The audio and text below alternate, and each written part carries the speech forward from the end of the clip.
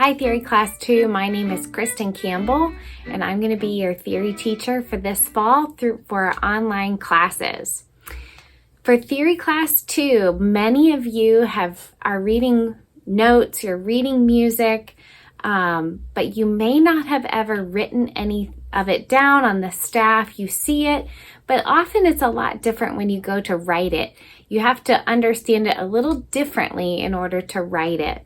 So some of the things that we may talk about here at the beginning may be very easy for you, but we're going to move fairly quickly through the basics and get into some harder stuff as we go. If you have any questions or if any of this is so new and you think it would be easier for you to be in Theory Class 1, would you talk to your teacher or Mr. Charles or me? Send me an email or a text message. If you talk about that with your parents, I will not think any less of you if you decide that, hey, I don't know any of this and I'd really like to go a little slower, and we'll move you into Theory Class 1. That's not a problem at all. And I'd rather you get it than really this is hard and you struggle. So please let me know if you think that it would be helpful for you to be in Theory Class 1, or me or Mr. Charles. Let's jump in. I'm going to be posting a video every Monday for you, and I'll just be explaining the different concepts that we're going to be covering, and then you have workbook pages that I've created that I want you to actually draw and write it. You can understand it, but I want you to draw it and write it. After you finish the pages, the workbook pages, if you just want to snap a couple pictures of them, like one picture of each page, and upload it to Google Classroom, that way I can look through those and make sure that you are understanding it and doing it correctly. Many of the things here at the beginning you're going to get, but as we get further into our theory understanding, often I find that students just make little mistakes, or they forget what clef they're in, or they don't put a note on the line and it should be on the space. It's easy. It's kind of like math. It's easy to be careless, or to just get it down and think you're doing it right and it's not. So that's why I really like to be able to see your work on the workbook pages. So take pictures of those and upload them for me. So let's talk about some of the basics today. We're going to talk about the string family. There are 4 instruments in the string family. We have the violin, which is the smallest and plays the highest notes of the string family. The violin also reads in what we call the treble clef. Treble means high, and it's spelled Treble. Let's write it here. So we have Treble. Treble means high. It's not the treble clef. It's the treble clef. Okay? And it means high. Violas read in what we call the alto clef. Violas are the next instrument down, and they can play 5 notes lower than the violin because they have a C string. They don't go as high because they don't have the high string that the violins do. Violas are a little bit wider, sometimes a little bit thicker, sound a little bit lower and mellower, okay? They're played the same way. We rest them on our shoulder and play them just like the violin. And violas read from the alto clef. And the alto clef is often called the C clef, and it's because it points to line C. Then the next instruments in the string family are the cello and the we'll talk about the cello. The cello reads in the bass clef. It plays some of the lower notes of the string family, and the cellists always sit to play the cello, and they have what's called an end pin, and that's what the cello rests on the end pin, which rests on the floor. Next is the double bass. We often call it bass for short. Sometimes you might hear it called contrabass, but just bass is fine. and it plays the absolute lowest notes of the string family. Bass players either sit or stand in order to play the bass. They'll sit on a tall stool or they will stand up. On your workbook page, you're going to see several different scrolls, and in the instrument that you play for your workbook pages, your open strings are going to have white boxes. You need to fill in the open strings that are on your instrument. But then you'll also see what open strings the other instruments have so that you can understand and know which strings we have in common. And that's one of the questions is what are the strings that all of the string family have in common? What letters? And then I'd like for you to fill out all of the letters for first position fingers, okay? So you're gonna see here, this is the violin worksheet. This is where your first finger tape was when you were first a beginner. What letter is on first finger on the G string? What letter goes in that bubble? That's where your first finger goes. Then second finger on the G string. What letter is that? Third finger, and then fourth finger. Some of these letters, just a quick hint, some of these letters need to have sharp. If you write, this is true for everyone, if you write on your second finger on the A string, if you write C, you're wrong. Because C is back here by first finger. Who lives in that second finger bubble that's on the tape? It's not C. It's not just plain C. It's C something, right? So there are several of those. I want you to really watch out for those. I'm going to be really particular about that this year. If it's C sharp, hint, you have to write C sharp. You can't just write C because C is a different note. It sounds different. If you play C instead of C sharp, it's going to sound really strange. So be sure that you're very careful this semester when you're writing letters that if it's just plain C, write C. But if it's C sharp, be sure to write C sharp, okay? What things go into making music? There are 4 elements, kind of big elements to making music. The first one we're going to talk about is pitch. What is pitch? Pitch is the specific note or the sound that our instrument or voice makes when we make music, when we make a sound. So that's pitch. Every song that we have has pitch in it that we play on our instruments. The next thing is rhythm. What is rhythm?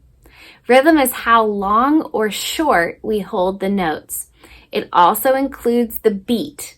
Rhythm is the beat, and then it tells us how long to hold pitches or how short to hold pitches. So we have pitch and rhythm.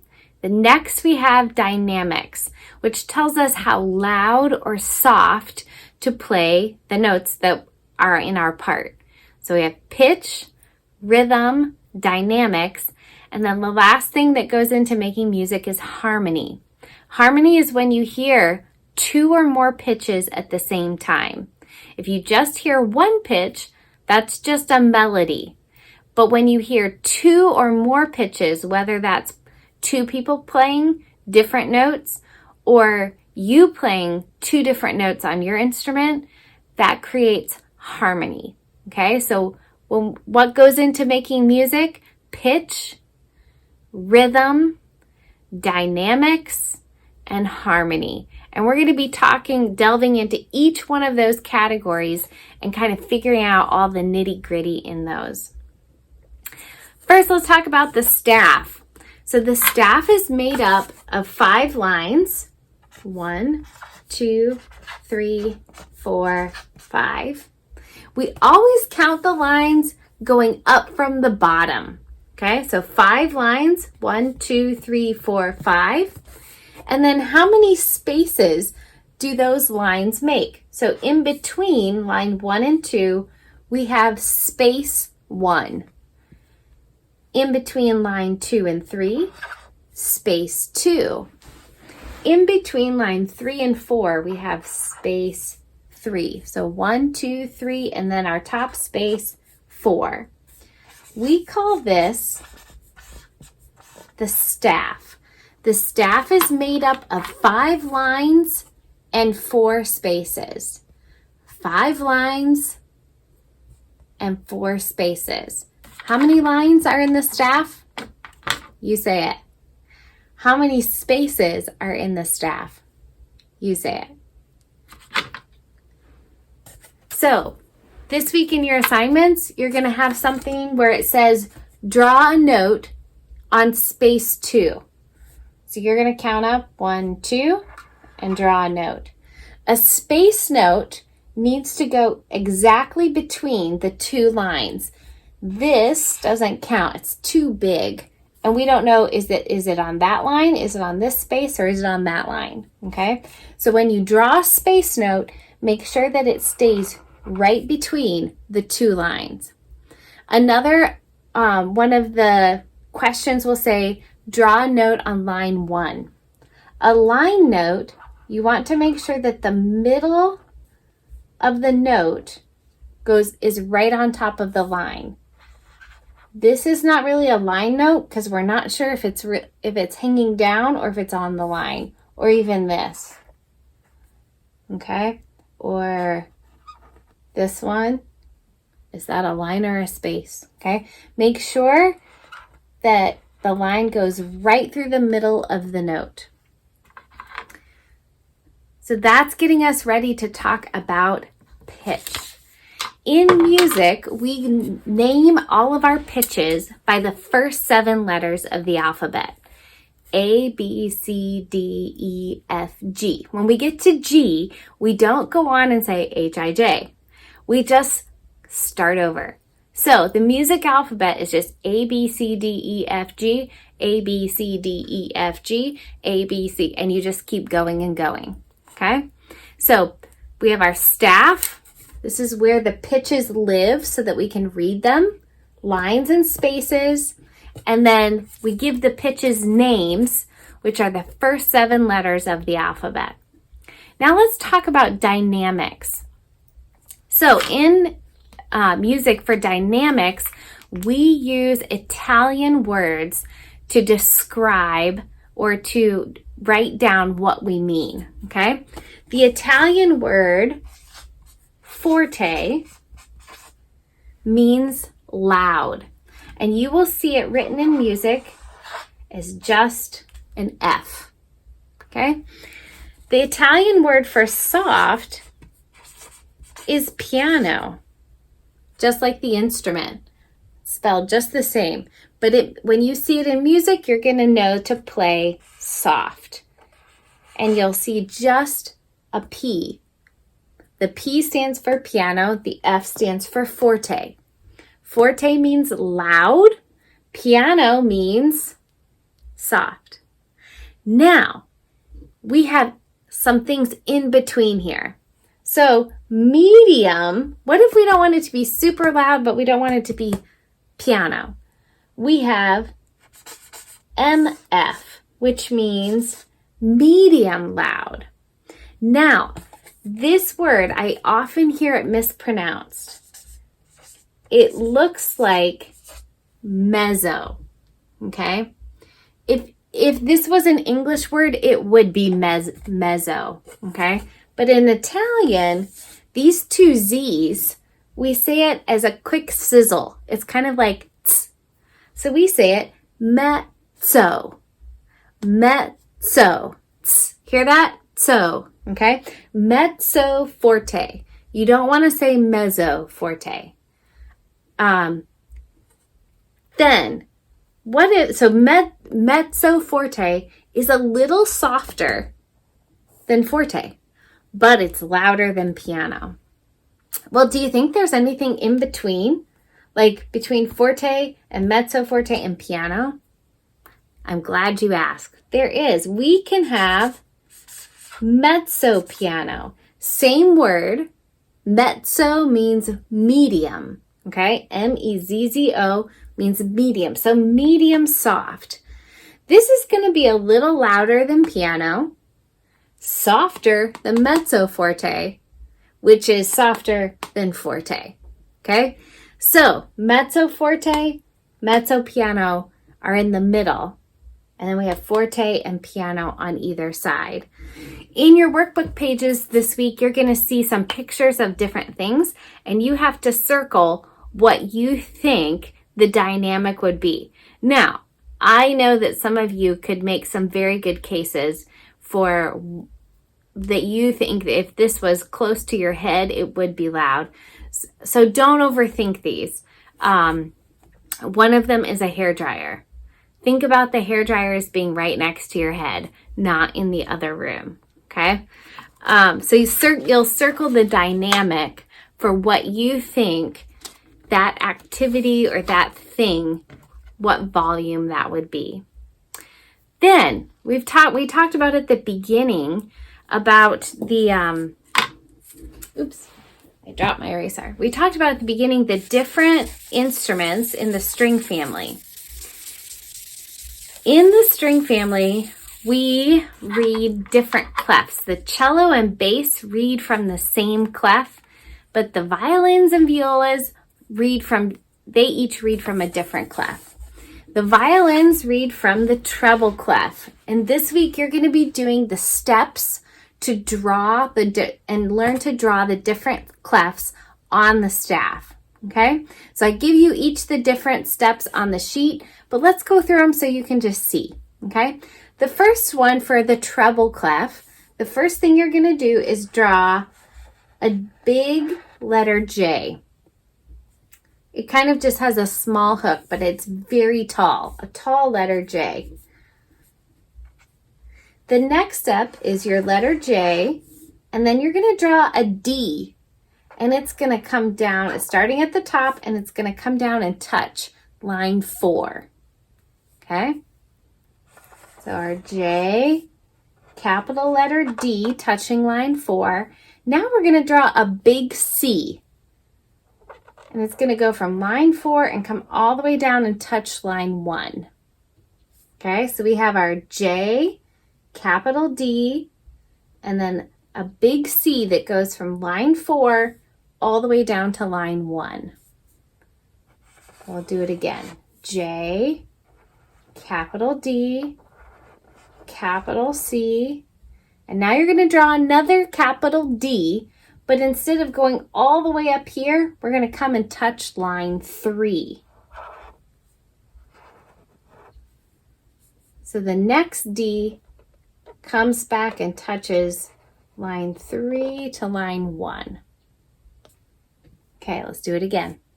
Capital letter J, a D, capital C, capital D to line 3, and then we're going to make a little C that wraps around line 2. It's like a little curl, a little curly Q. I happen to like curly Qs. So one more time, I'll do the whole thing. J, capital letter D, capital letter C, touch line 1, capital letter D, touch line 3, curly Q around line 2. Okay, so you're going to be drawing 5 treble clefs this week. Now let's talk about the alto clef. The alto clef is what the violas read in. And as we go through the theory program, we're going to have everybody learn how to read alto clef and bass clef as well. If you're a violinist, if you play the viola, you're going to learn treble clef and bass clef. We want everybody to be able to know how to read all 3 clefs. And it's important because at some point you're going to have to interact with someone who plays with the cello or the violin or the viola, and you need to be able to read their music and talk to them about what you're seeing, okay?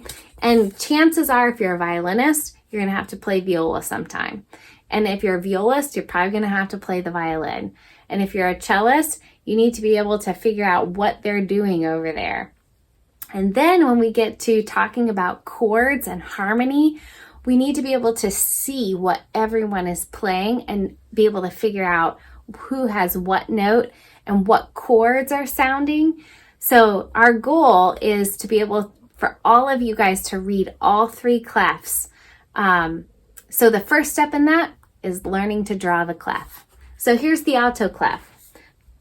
There's only 3 steps for the alto clef. We're going to draw a thick line that goes from line 5 all the way down to line 1. So you can make a thick line from line 5 touching down to line 1, straight up and down. Don't let it go beyond line 1 or above line 5. Then, so there's our thick line,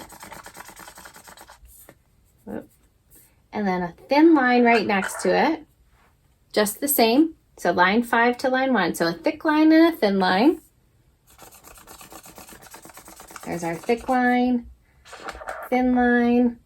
Oops, that probably should be over a little bit. Yeah. And then we draw a capital letter B. So start at line 5. Come down to line 3. We don't want it to touch the line. It's almost like it's allergic to the thin line, okay? It starts at line 5 and comes around, and then it comes around again, but it doesn't touch, okay? So one more time, thick line, thin line, and then capital letter B. And right here where it makes, when you draw this on line 3, it's looking like this. Sometimes you'll see really fancy ones that do this. You could do that too if you wanted to try that. So when you get here, you draw a little arrow on line 3 and then another one. Either one of these will work when you're hand drawing a clef. Okay, this is the alto clef. Sometimes it's called the C clef. Okay, let's talk about the bass clef. The bass clef, we start up here on line 4. 1, 2, 3, 4, and we draw a big dot. Okay, 1, 2, 3, 4, big dot, and then half of a heart. But you don't want the bottom of the heart to touch the bottom line. It ends in space 1.